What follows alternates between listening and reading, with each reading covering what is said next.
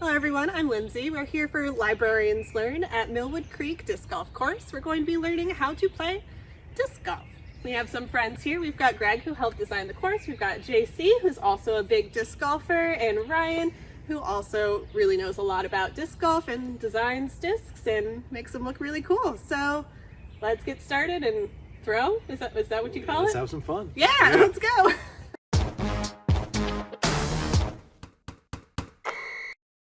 Basic rules of disc golf. My number one rule: only pick up a disc if you want to have fun.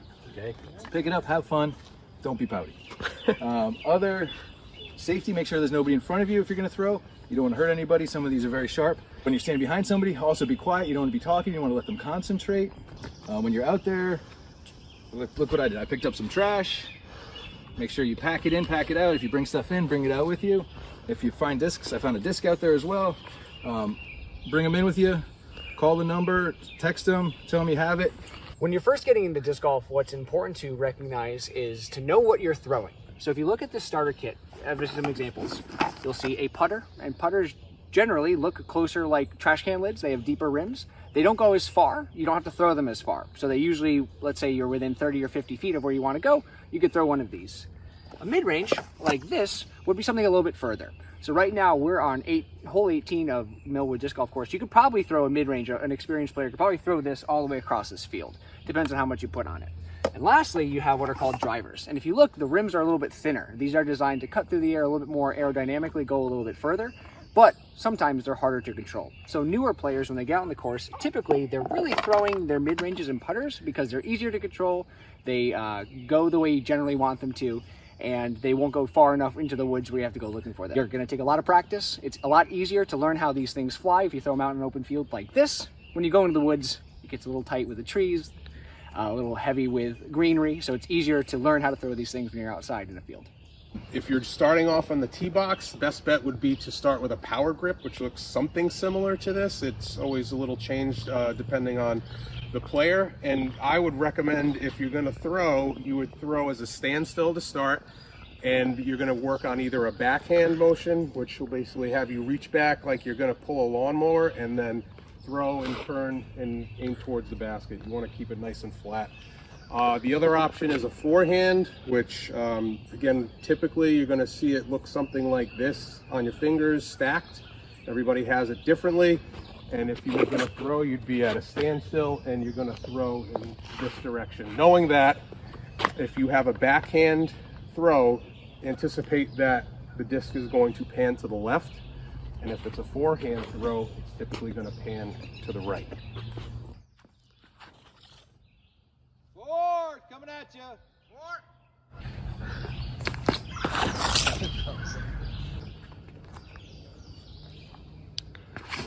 Oh, that's not what you want. Oh, it's a roller. Yeah, roller. That counts. So now that we've taken our first shot, then we're close to the basket. So now we're going to putt to try to get it in the basket for a birdie. So there's different ways that people putt. It's different than what I showed with the power grip. A lot of people will use a fan grip in one way, shape, or form. The best example that I can give you is see how the disc feels when you spin it, and wherever your fingers land is probably going to be a reasonable position. You have to stand behind where you have previously thrown, and from there you're just going to try to put that in the basket. And again, very close, but not close enough. So I'll have to then putt from that next position, hoping that I can get a 3 for a par. So JC just threw here because JC was the furthest away from where the basket was. So you usually go by distance away from where we are to the pin. So JC just threw. Now I'm a little bit closer. I would throw here. And not so much. The advantage of my putt is it's not going to go very far if I miss. So here's a look at it. I go straight up and down right at it, and then a little bit of twist at the end, my shoulder through. That's how approach it.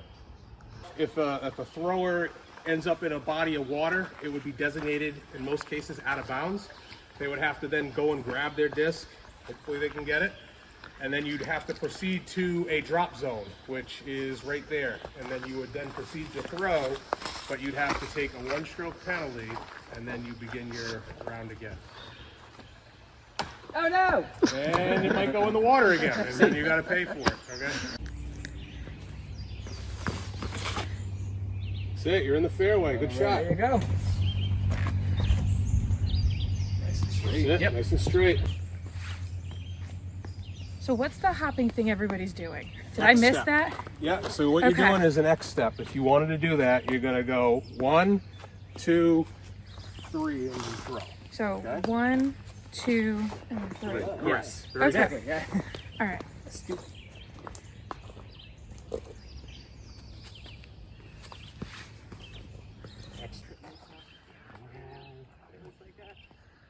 Nope.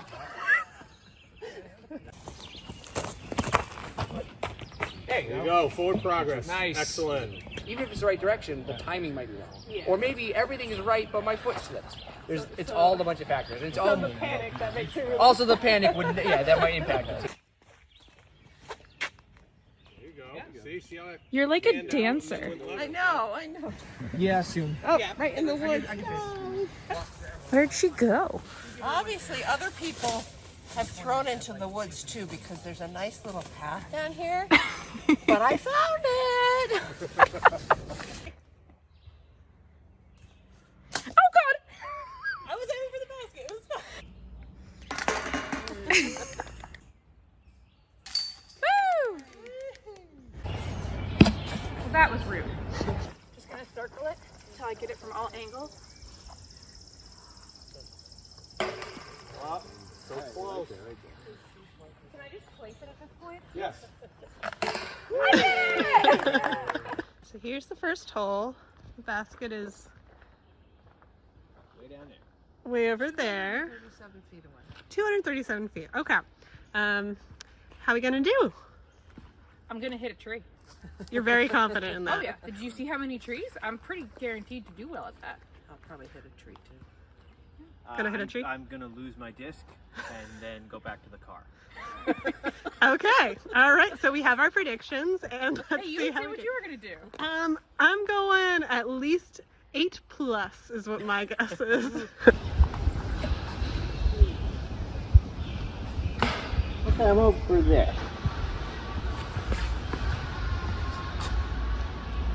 I didn't hit a tree either. She's disappointed.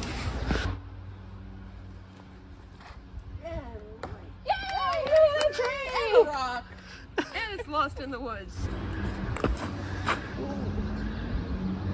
Should have started further, but I can see it from here, which is good. I kind of want to just follow it while I can still see. Just sit on the rock. I would fall off the rock. I would predict that. I still didn't hit the tree. I was this close. I was this close to the tree. I had one goal. I don't know how to do that, Ken. So I'm gonna Try it anyway.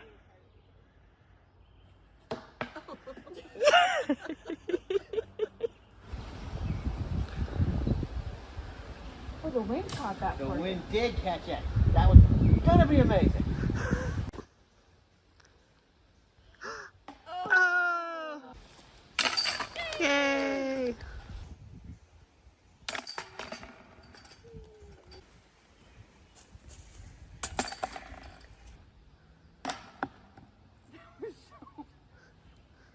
You got it! Woo! Yay! All right, goals. Jessa, did you hit a tree? I'm about to. Pat, did you lose a disc? I did not. No. And did you hit a tree? Yeah, and a rock too. Okay. And Lindsay, how many? Were you +8? I was 5, so our goals were really skewed. If you're thinking about trying out disc golf, there are some things you should know before you go. Be prepared for the elements by wearing bug spray or sunscreen and watching out for poison ivy. If you want to keep score, there are really great phone apps like UDisc. Our local course in Groton, Millwood Creek Disc Golf, is in a residential neighborhood, so it's a little bit tricky to find, but you can find it through Google Maps. Thanks for watching.